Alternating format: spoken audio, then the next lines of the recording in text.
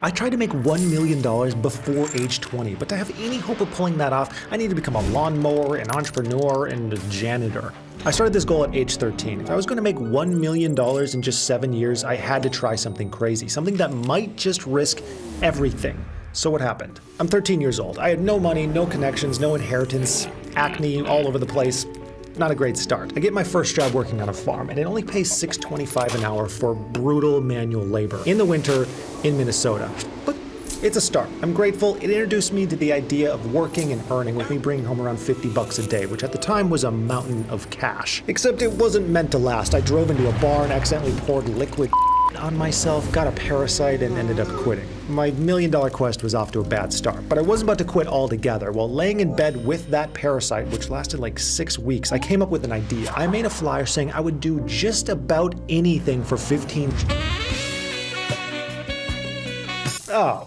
I'm 13, nothing like that. We're talking gardening, general labor, that kind of stuff. I put the flyer all over, and it slowly started seeing results. Gardening jobs started popping up. Labor jobs started popping up. I was actually making my own money. Money I was going out and finding myself. This blew my mind. I started my own business, a small landscaping company, but more importantly, I learned a lesson early on in my quest for $1 million. Start today. Figure it out afterward. And here's the weird thing. After you start making your own money, you discover there are unlimited ways to make money. All you have to do is think outside of the box that you're placed inside of. My friends and family expected me to work at that farm for $6 an hour. That was the box I was placed in. But I tried something new and was instantly rewarded, earning almost triple, $15 an hour for doing the same kind of work, except far less. Now, it's not much, but in this first summer, I made about $2,000 from landscaping, bringing the total pot for age 13 to $4,000. Not even close to the goal, but the framework was in place. By age 14, my goal was simple: more landscaping. As summer came around, I'd hoped for more work and hoped that the business would just keep growing. And it kind of worked, but at the same time, I wasn't serious or focused yet. I didn't realize what it meant to actually grow a business. That summer, I only brought in around $3,000, bringing the total pot to $7,000. But I did make one big win that year. I saved everything I earned and stuck it in my bank account. I didn't spend it on friends, clothes, my Tamagotchi addiction, nothing. I saved it, which was the beginning of a super important habit and lesson that I capitalized on later. Saving money is the second most important investment you can make. At 15, I kicked things into high gear. I added a few new clients and consciously worked as hard as I possibly could, focusing on what they actually wanted. Their landscaping done perfectly without ever needing to think about it. Zero breaks. I'd actually end up getting winded doing landscaping. I gave them insane value for $15 an hour, and I didn't know it at the time, but based on the work I was doing, I probably could have charged like $80 an hour. But I was happy nonetheless, and the customers were even happier, which is why I got recommended to others and kept growing the business. Your number one job is to give your customers insane value. I was on pace to smash my earnings from the year before until it happened. This was 2011, and a massive event took place that changed everyone's life back then. I fell into the Skyrim hole and lost hundreds of hours exploring ruins, killing dragons, and obsessing over blacksmithing so my character was a walking tank. What can I say? By the end of the year, I made another $4,000, bringing my total to $11,000, just over 1% of the way to $1 million, which I'm proud of because I was 15. It's said that millionaires have multiple income streams, which meant that even with the landscaping business, I needed to step things up. So I picked up a gig as a janitor. Might not sound cool, but I loved it. Totally underrated job. I worked at night. Adele just released Rolling in the Deep, and I would belt that through the empty hall. So I sang, I mopped, and I bagged myself another 10 hours of work per week, which worked out to around $2,000 in the winter months. Then I decided to try my hand at making an actual product. I had a passion for sports and fitness. I was always working out before school. Here I am trying to look cool. And I wanted to start taking supplements. However, at the time, there was a ton of just scare stories about what was in supplements, and I believed them. So I decided to try my hand at making my own pre-workout, something to help me get a juicy pump. So I found a nutritional chemist to help me formulate the product. Then I began making orders at a manufacturer who was shipping it to me, and I was selling it. The manufacturer had no idea that I was just some 16-year-old kid doing this from his house. I had a legit, real-life product locked, stocked, and ready to sell. Now, they say that you don't know what you don't know, and it turns out I didn't actually know anything about marketing. So the product didn't fly off the shelf, but I did manage to make around $2,400. I also took on a few more lawn mowing clients through the summer, clients I was now charging $40 an hour. In total, for age 16, I brought in around $9,400, a new record, taking my total revenue to $20,400 and giving me a valuable lesson on my journey to 1 million. Diversify your income streams. 17 years old, I was spending a lot of time on sports, mainly pole vault. But I didn't sleep on my businesses. I still had the janitor job bringing in around $2,400. My supplement company was bringing around $400 a month, and landscaping $6,000 a year as I got more and more clients. The harder I worked on the landscaping business, the more my reputation grew, and the more money I ended up making as a result, which really taught me how much reputation is tied to your earnings. Reputation is important. Build it always. Total income through age 17 was $33,700, and that got my savings up to $18,000, which was wonderful. But things were about to go wrong, very wrong.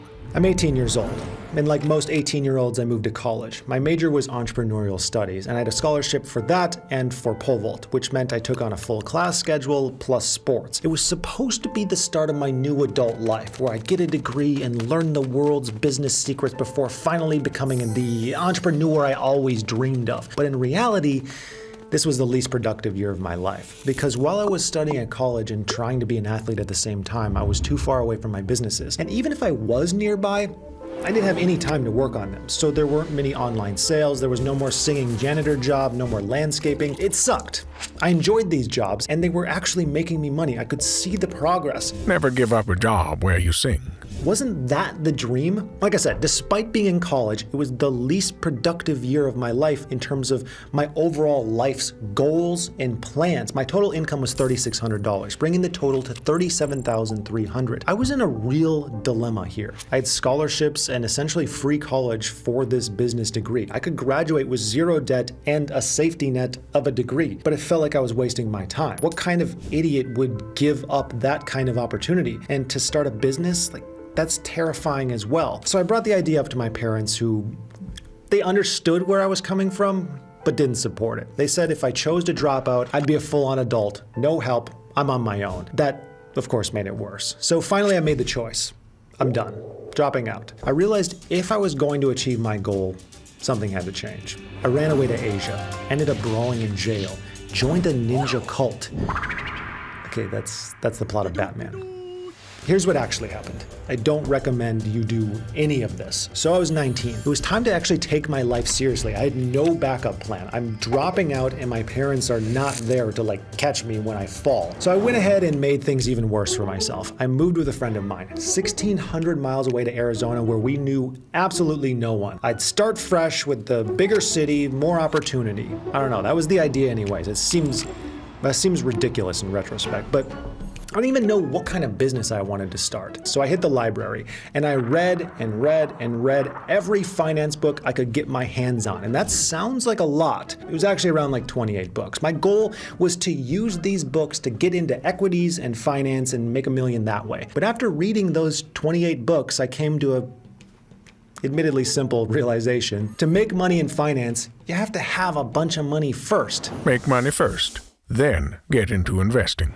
Lesson learned. Back to square one again. I needed to start a business, earn a bunch of money, and then I could eventually become an investor. Now, that isn't to say that all the book reading was a waste of time. It gave me an understanding of finance that completely changed my businesses later on, even though I never thought that there would be a direct connection there. The reason being, I already understood finance and what I needed to do to become much more profitable than my competitors within my business. The biggest thing being actually measuring my finances and understanding what's going on with these sheets that your accountants give you. Reading is the most valuable investment you can make. I can't stress this enough. If you're ever wondering what habit you should focus on the most, the answer is almost always just reading great books. My attitude here was I need to continually self-teach and, more importantly, figure out what I don't know, like marketing. I was living on savings and working a few odd jobs during this time. I still had the supplement company and it was bringing in a few $100s a month, but I needed something else. One of my odd jobs was a mover for $14 an hour. That earned me $3,000. But while I was working there, I bought some pool cleaning equipment and started my first legitimate business enterprise. Exciting.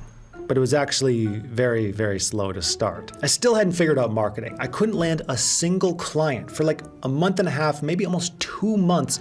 0 clients. I don't think I got a single phone call. I was straight up depressed. I felt like I was completely ruining my life trying any of this. I was burning through my savings, the savings that I spent half a decade building up. I would just sit and think about how I could be in college, going to parties, having fun with friends, if I just stayed there in college. I had to try to start a business. I had to move across the country. It was all too late to even think about that. So I just sat there. I would keep working on the business. I would keep reading and just testing and tweaking stuff on the business. And eventually I read a book called Influence. It taught me how to use tactics like scarcity, relatability, and urgency in advertisements in order to help land more customers. So I went ahead and tested some of those out. And I finally started getting some phone calls. Progress, real progress. I became obsessed with formulating the best business flyer possible. Soon I had enough money coming in from the pool business to actually pay for my life, which was, the most amazing feeling. For the first time in my life, I created something that I could completely rely on financially. I was self-sufficient, no parents, no scholarship, just a business that I had started with my own 2 hands. And the business was growing, soon to 50 clients. But then something happened I never saw coming. I got an offer to purchase the moving company that I worked at earlier in the year. So it turns out the owner, he wanted to sell it because there was a new manager who was doing a poor job and the business was now losing money. Some of my old coworkers told the owner, who I'd never met before, hey, this guy might be interested. He used to work here. He started a business.